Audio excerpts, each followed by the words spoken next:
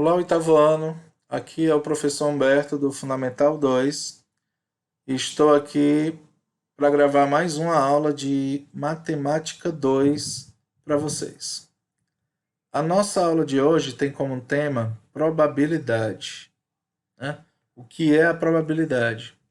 A probabilidade é um ramo da matemática em que as chances de ocorrência de experimentos são calculadas.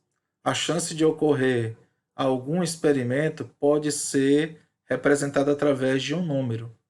E é por meio de uma probabilidade, por exemplo, que a gente pode saber desde a chance de obter cara ou coroa no lançamento de uma moeda, ou até a chance de erro em pesquisas, né? Hoje em dia, a probabilidade é muito utilizada, principalmente no ramo de pesquisas, certo? Por exemplo, numa área urbana, a gente deseja saber, na eleição, quantas pessoas pretendem votar em um determinado candidato. Nós fazemos isso através da probabilidade. Inclusive, a gente pode determinar até a margem de erro da pesquisa. Quantos porcentos de erro para mais ou para menos, no caso. Tá bom? Experimento aleatório. O que é um experimento aleatório? É qualquer experiência cujo resultado não seja conhecido. Por exemplo, ao jogar uma moeda e observar a face superior, é impossível saber qual das faces da moeda ficará voltada para cima. A gente só pode deduzir que ou vai ser cara ou vai ser coroa. A gente pode jogar uma moeda várias vezes para cima e observar a face que vai ficar voltada para cima. Esse resultado ele vai ser sempre diferente, né? A gente não pode prever qual vai ser o resultado. A gente pode apenas deduzir que ele pode ser, nesse caso, duas possibilidades, cara ou coroa. Ou então suponha que uma sacola de supermercado contenha maçãs verdes e vermelhas. Quando eu retirar uma maçã dentro dessa sacola, eu não vou saber, sem olhar, qual é a cor da maçã que eu estou tirando. Eu só sei que ela pode ser verde ou pode ser vermelha, né? Então a gente pode deduzir, mas a gente não tem certeza. Então isso é chamado de experimento aleatório, tá? E quando é que o experimento não é aleatório? Eu trouxe uma curiosidade para vocês aqui, que é o chamado dado viciado. O que é o dado viciado? Um experimento considerado não aleatório. Aqui nessa figura nós temos um dado e está sendo inserido nesse dado um peso aqui de chumbo, tá certo? Quando esse peso for colocado no dado, essa parte do dado vai ficar mais pesada do que as outras. Isso quer dizer que a possibilidade dessa parte do dado ficar voltada para baixo é maior do que todas as outras, né? Então a face que fica oposta a esse dado, a face lá da frente, vai ter uma probabilidade maior de ficar voltada para cima. Então esse experimento deixou de ser um experimento aleatório, porque ele é induzido a que um valor do dado apareça mais vezes quando eu jogar esse dado e observar a face voltada para cima, tá bom? Então, esse é um experimento não aleatório, tá certo? Chamado de dado viciado. Nós só vamos estudar aqui experimentos aleatórios. Espaço amostral. O espaço amostral é um conjunto formado por todas as possibilidades de um experimento aleatório, ou seja, por todos os seus resultados possíveis. Dessa maneira, o resultado de um experimento aleatório, mesmo que não seja previsível, ele sempre pode ser encontrado dentro do espaço amostral referente a ele. Por exemplo, o espaço amostral é referente ao experimento lançamento de um dado. Quando eu lanço um dado, eu tenho quantas possibilidades de ocorrência, né? Quando eu lanço um dado, a face voltada para cima pode ser o 1, o 2, o 3, o 4, o 5 ou 6. Então, o nosso espaço amostral ele é composto por 6 elementos. Quando eu lanço uma moeda, o meu espaço amostral ele é composto de dois elementos.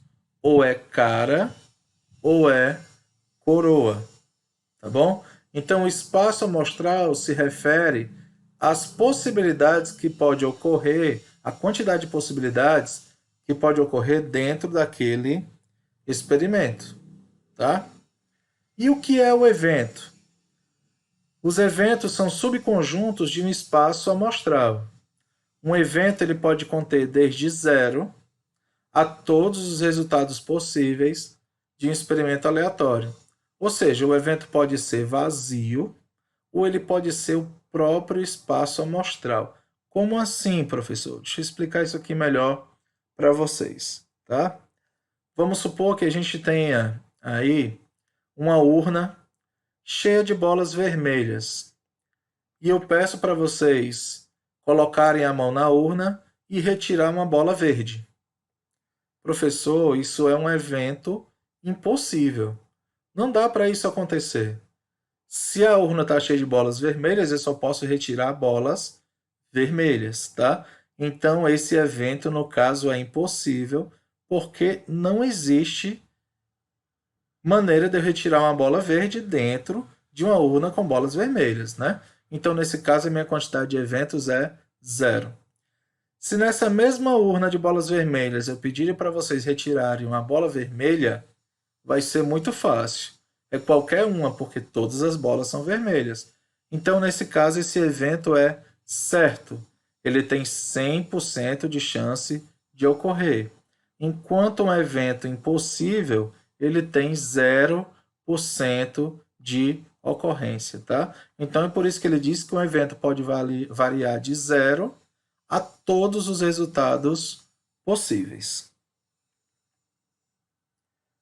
Ainda no experimento aleatório, no lançamento de um dado, por exemplo, vamos observar aqui os seguintes eventos. Obter um número par. Quando eu lanço um dado, as possibilidades são de 1 a 6. São 6 possibilidades. Mas apenas 3 dessas são números pares. O 2, o 4 e o 6. Então eu tenho aí 3 possibilidades. 3 eventos possíveis. Quando eu jogo um dado, qual é a possibilidade de sair um número primo? Bom, de 1 a 6, nós temos apenas 3 números primos. Primeiro, o que são números primos? São números que são divisíveis apenas por 1 e por ele mesmo, tá certo? Possui apenas 2 divisores. Então, o 2 é primo, o 3 é primo e o 5 também é primo. Então, são 3 possibilidades. Qual é a possibilidade de sair um número maior ou igual a 5? Igual ou maior a 5 no lançamento de um dado, nós temos o 5, que é igual, e o 6, que é maior. Então, nós temos aí duas possibilidades. Como é que a gente calcula as probabilidades, tá?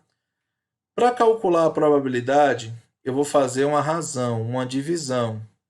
Entre quem? Entre a quantidade de resultados favoráveis, que nós chamamos ali de eventos, e a quantidade de resultados possíveis, tá? Que são todos os resultados possíveis dentro daquele evento, tá certo? Então, basta dividir um pelo outro. E geralmente o resultado é dado na forma de porcentagem, tá?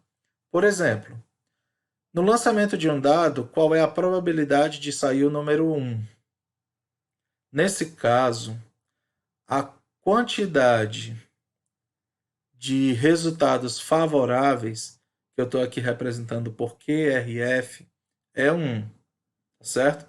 Por que é 1, professor? Porque eu quero que saia o número 1, é apenas 1. E a quantidade de possíveis, tá certo?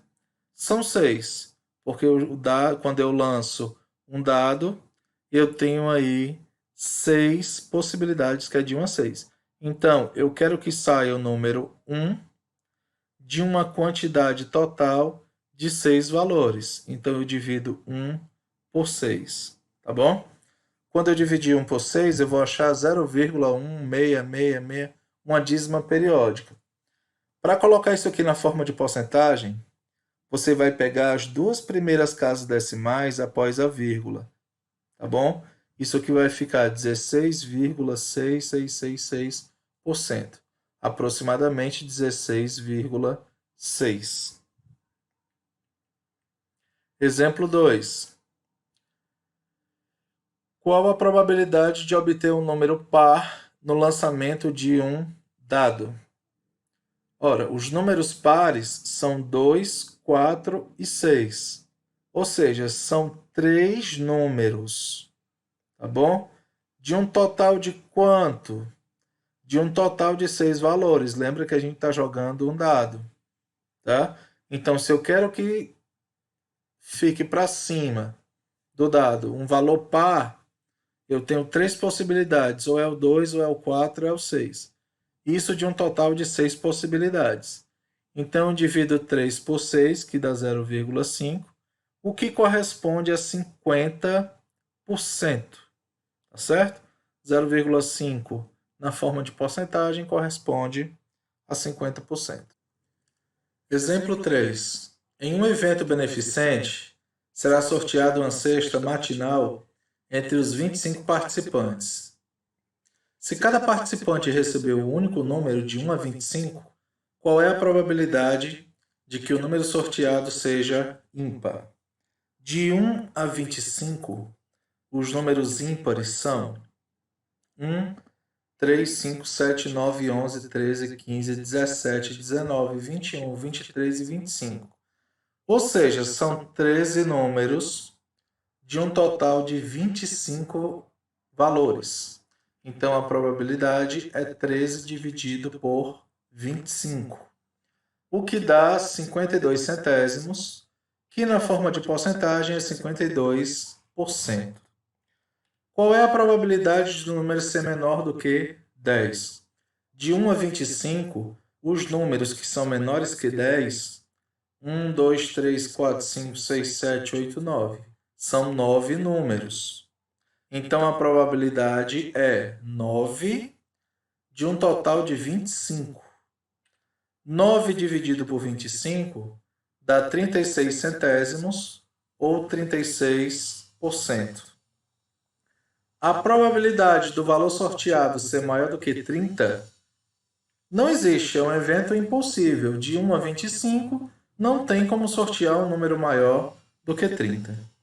E qual é a probabilidade do resultado ser um múltiplo de 5? Entre 1 e 25, os múltiplos de 5 são 5, 10, 15, 20 e 25.